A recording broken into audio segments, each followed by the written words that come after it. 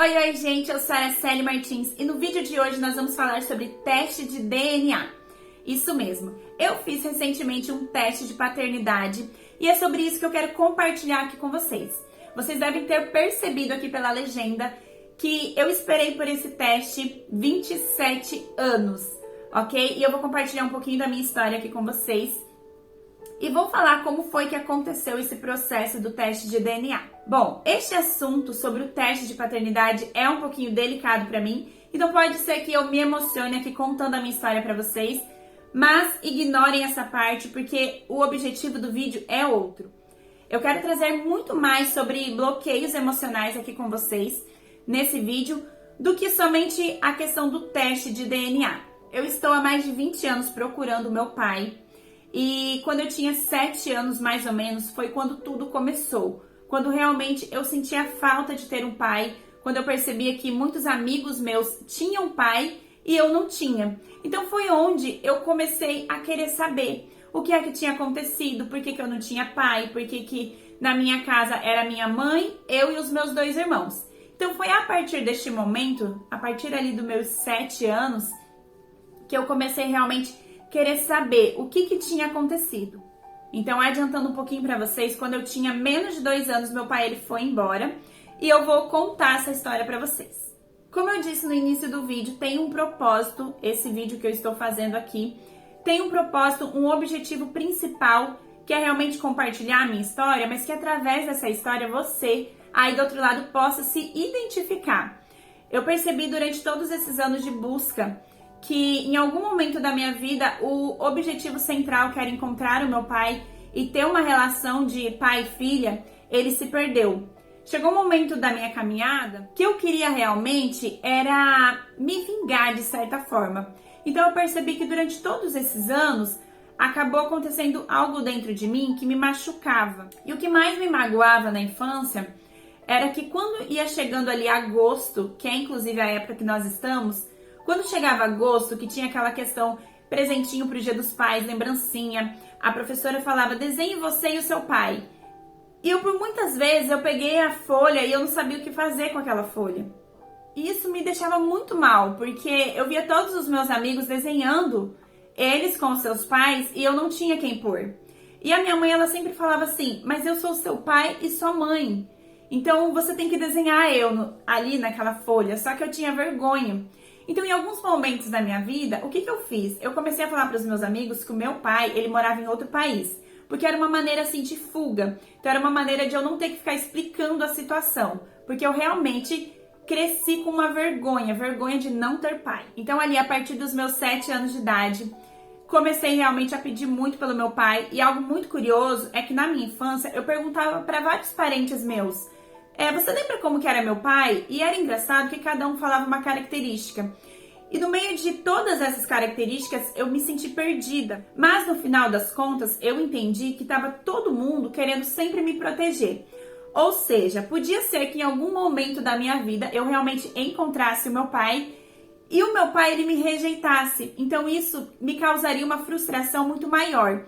Então eu entendi que tudo isso que a minha família fez por mim durante todos esses anos foi realmente me proteger. Só que tudo foi piorando, gente, quando na medida que eu fui crescendo, chegou um momento da minha vida que eu frequentei psicólogo, então fazia sessões de psicólogo. E em uma dessas sessões, a minha mãe explicou, ela não tem o pai, né? Os meus irmãos têm outro pai. E eu fui sempre a pessoa que mais pedi pelo meu pai. Então, ali na minha infância, foi algo muito turbulento isso pra mim, isso me causava muita dor.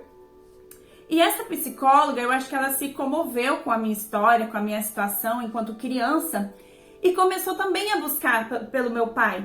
Em uma das sessões, para resumir para vocês, ela disse que localizou o meu pai. E ela até naquela época, ela ligou para minha mãe e falou assim, olha, a gente localizou essa pessoa, né, que pode ser o pai da Araceli. Então eu quero que vocês venham até aqui. E eu lembro que eu nunca fui tão feliz para psicóloga como aquele dia. Mas chegando lá, a psicóloga ela fez uma ligação para o suposto pai. Só que ela falou assim, ele nega que possa ter tido uma filha. E eu lembro que aquilo naquele momento aquilo me causou assim uma ferida muito grande. Então eu voltei para casa, na época ela até deu o telefone, que ela tinha conseguido a ligação, e eu voltei para casa e a partir daquele momento ali, eu comecei a sempre que a minha mãe me dava um valor para eu comprar doce, pra gente comprar, né, pra mim e pros meus irmãos comprar qualquer coisa, eu lembro que por muitas das vezes eu guardei e eu comprava aqueles cartão de unidade. Então tinha cartão de 20 unidades e 40 unidades. Eu sempre guardei o dinheiro pra comprar um cartão desse. E quando minha mãe saía pra trabalhar, eu ia lá naquele telefone público e ficava discando aquele número. E eu lembro que as minhas unidades acabavam muito rápido, porque era DDD de fora. Então, assim, acabava muito rápido o meu cartão e eu nunca conseguia falar com ninguém. Eu me lembro que umas 2 vezes uma pessoa atendeu, mas também negava, falava que não era, não me conhecia. E eu era uma criança, eu também não entendia, porque eu tinha ali um bloqueio de rejeição, um bloqueio de paternidade, e eu queria entender por que todo mundo podia ter pai menos eu. E eu sei que não é todo mundo que tinha pai, só que eu, enquanto criança, eu entendi assim, todos os meus amigos têm pai e eu não tenho. E por muitos anos eu guardei o presentinho do Dia dos Pais. Então a professora, ela mandava um coraçãozinho, algo em EVA, um bombom e falava assim, esse aqui vocês levam pro pai de vocês. E eu lembro que muitas vezes eu levei aquele presente pra casa e eu não tinha pra quem dar. E aquilo assim cortava o meu coração e todos os Dias dos Pais era a mesma coisa. Eu lembro que eu colocava minha cabeça no travesseiro e eu chorava muito. Porque eu queria entregar aquele presente pra alguém, mas eu não tinha pra quem entregar. E eu me lembro que por muitos anos eu guardei as lembrancinhas, porque eu tinha uma esperança de que o meu pai, ele viria atrás de mim. Então o dia que ele chegasse pra me encontrar, eu ia entregar todos aqueles presentes de uma vez só. Era essa a minha esperança e eu cresci com isso. E eu fui crescendo e realmente esse pai, ele não veio atrás de mim. A gente fez várias viagens. Na época a gente viajou muito para Cascavel também, que era onde a gente tinha notícias, que a gente poderia ter notícias dele, mas nós não encontramos, porque as pessoas que moravam ali já não tinham mais contato dele. E a partir do momento que eu me tornei adolescente e me tornei jovem em seguida, eu fui crescendo assim com um sentimento de muito rancor, muita mágoa. Eu tinha muita raiva do meu pai, porque na infância nós tivemos vários problemas financeiros. Então eu pensava assim, se eu tivesse um pai, ele pagaria pensão e tudo ia ser melhor. Então por muitas vezes eu quis alguma coisa e realmente a minha mãe, ela fez o melhor que ela pôde com 3 filhos. E eu queria alguma coisa e eu achava assim que se eu tivesse um pai, ele poderia me dar aquilo. Entende? Então, assim, não é sobre questões materiais realmente, mas era sobre sentimento. Era sobre eu querer passear em algum lugar e o meu pai, ele realmente está ali presente para pagar aquele passeio, para bancar aquela situação. Então, eu fui vendo que eu fui crescendo, na medida que eu fui crescendo, eu fui entendendo isso de uma outra forma. Eu fui entendendo que realmente eu fui rejeitada, que realmente eu fui esquecida, que realmente meu pai me abandonou. E eu criei isso dentro de mim como se fosse assim, um pequeno monstro. E o meu pensamento era assim, o dia que eu encontrar meu pai, eu vou exigir tudo dele. Eu vou pegar um advogado, eu vou fazer um regaço, porque ele fez um regaço comigo. Eu tinha um sentimento muito ruim, eu cresci com esse sentimento. E por muitas vezes eu me lembro que eu pesquisava na internet, eu pesquisava no Orkut, eu pesquisei no Facebook, eu pesquisei no Instagram. E durante todos esses anos, eu conversei com mais de 20 homens com o mesmo nome, porque a minha mãe sabia o nome dele. Então eu pesquisava realmente pelo nome da pessoa. Só que a conversa era sempre a mesma. Eu chamava a pessoa e falava, oi, meu nome é Araceli dos Santos e eu estou procurando meu pai. Explicava mais ou menos a situação. E alguns desses homens, em algum momento eu percebia que eles ficavam com dó de mim. Mas eles falavam assim, infelizmente, é uma pena, mas não sou eu. Então, eu sempre, quando eu encontrava uma pessoa, eu já ia olhando no rosto, eu falava, eu acho que eu sou parecida com esse, eu acho que esse é meu pai. Porque a minha mãe, em alguns momentos da minha vida, ela falava assim pra mim, Araceli, vamos na televisão, então... Porque a gente realmente perdeu o contato com o meu pai. E ela falava assim, vamos na TV, vamos no programa do Ratinho. E eu falava, não, eu não vou lá passar vergonha. Eu não queria isso, eu queria encontrar meu pai, eu queria que ele viesse até mim, mas de uma maneira assim, tranquila. ainda que em algum momento da minha vida, vários momentos inclusive, eu fiquei com muito rancor, muito ódio, e eu queria realmente era fazer assim com as minhas próprias forças, sabe? Fazer ele pagar com as minhas próprias forças. Só que em algum determinado momento da minha vida, eu fui amadurecendo e eu fui percebendo que as coisas não eram como eu imaginava. E eu realmente, sem conhecer o meu pai, eu fui tendo uma compaixão dele. Então, da mesma forma que na infância, eu queria muito ter um pai para realmente bancar a situação financeira, poder ajudar minha mãe, poder me ajudar enquanto criança, enquanto filha. Chegou um momento da minha vida que eu tinha uma compaixão assim. Eu pensava, vai que eu encontre o meu pai e ele é um mendigo. Vai que ele mora na rua. Vai que ele realmente ele não tem o que comer hoje. E Deus foi trabalhando assim no meu coração e Deus foi trabalhando no meu coração de uma maneira que, sem eu entender, sem eu conhecer o meu pai, eu fui me colocando no lugar dele. Eu acho assim que Deus, ele já estava realmente me preparando para alguma coisa. E teve vários momentos na minha vida em que eu sonhava que meu pai ia aparecer. Por exemplo, o dia que eu me casei, o meu avô entrou comigo na igreja, mas eu ainda tinha uma esperança de que meu pai ele iria aparecer no dia do meu casamento. O dia que o meu filho nasceu, o dia que eu me formei na faculdade. Então foram momentos que eu realmente falei, dessa vez meu pai vai aparecer, alguém vai fazer uma surpresa pra mim e ele vai aparecer. Mas ele não apareceu. E depois de muito tempo, em uma dessas buscas que eu fiz pelo Facebook, eu encontrei uma pessoa que conhecia este suposto pai e eu comecei a conversar com essa pessoa. Eu falei assim, olha, eu acho que o seu parente pode ser meu pai. Mas nessa conversa com essa pessoa, isso já tem 2 anos da data de hoje, agosto de 2021.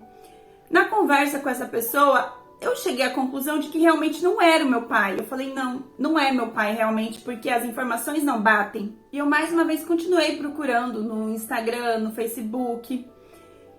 E no início desse ano de 2021, eu orei a Deus, eu falei, Deus, me dá um ano diferente. Porque eu realmente precisava ter um ano diferente. Diferente de todos os outros anos. E com relação ao Dia dos Pais, todos os anos é muito dolorido pra mim o Dia dos Pais. Porque a gente vai na igreja, a gente vai em algum ambiente, a gente vai numa apresentação. E sempre tem aquela questão, dá um abraço no seu pai. E aí eu olho pro meu lado e eu não vejo meu pai. Então por isso que quando é Dia dos Pais, eu sempre gosto de ficar em casa, eu prefiro não sair. Ainda que hoje eu tenho meu filho e isso me curou demais, assim, Deus me curou demais depois que o meu filho nasceu. Eu amadureci muito e por incrível que pareça, Deus ele faz as coisas assim tão perfeita que no início desse ano de 2021, que eu ainda tinha um rancor, eu ainda tinha uma mágoa, eu ainda tinha uma vontade de muitas vezes agir com as minhas forças. Eu orei a Deus, eu falei, Deus, tira esse bloqueio de mim. Arranca isso de mim pela raiz, porque isso me faz mal, isso me prejudica enquanto pessoa. Essa mágoa, esse rancor, essa angústia não combina com o meu perfil. Então tira de mim isso. E em junho desse ano, eu tive o contato mais uma vez com essa mesma pessoa que há 2 anos atrás eu conversei com uma sobrinha dele. Então eu tive um contato com ele, a minha mãe ela confirmou, porque ela que encontrou esse perfil no Facebook. Ela confirmou e ela falou assim pra mim, Araceli, esse é o seu pai. E eu até no início não encontrei nenhuma semelhança, mas enfim. Consegui um contato pelo Facebook com essa pessoa, e em seguida a gente começou a conversar pelo WhatsApp.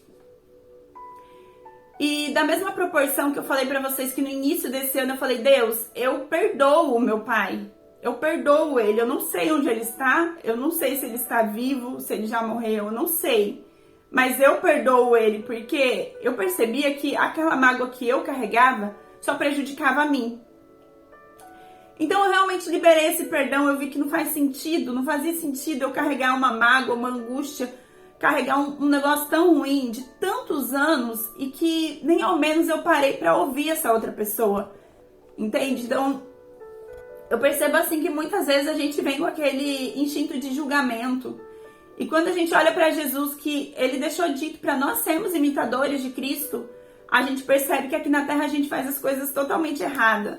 A gente percebe que a gente sempre quer agir da nossa maneira. Deus, ele prepara, ele planeja algo para nós e muitas vezes a gente vai lá e estraga tudo. E depois a gente ainda se entristece com Deus. E eu comecei a analisar isso na minha vida. Eu falei, que tipo de pessoa eu sou, que eu não parei para ouvir o outro lado da história? E vinha anos com julgamentos, então eu realmente pedi para Deus tirar isso de dentro de mim. Tirar isso de dentro de mim, porque isso só me fazia mal. E quando agora, na metade do ano, eu comecei a conversar com essa pessoa, e ele confirmou, ele falou assim, olha, pode ser que eu seja realmente seu pai. E eu propus sim o teste de DNA. Eu falei, então vamos fazer o teste de DNA, porque eu não consigo chamar de pai uma pessoa que eu nem tenho certeza se é meu pai. Então a gente combinou de fazer o teste. Eu fui sim viajar até a cidade dessa pessoa. Viajei 500 quilômetros para ir, 500 para voltar. E fizemos o teste. Foi algo assim muito difícil para mim chegar na cidade, ficar cara a cara com a pessoa, sem saber, sem ter certeza se era o pai ou não. E ao mesmo tempo, tentar entender a situação, tentar entender por que que foi embora, por que que nunca me procurou.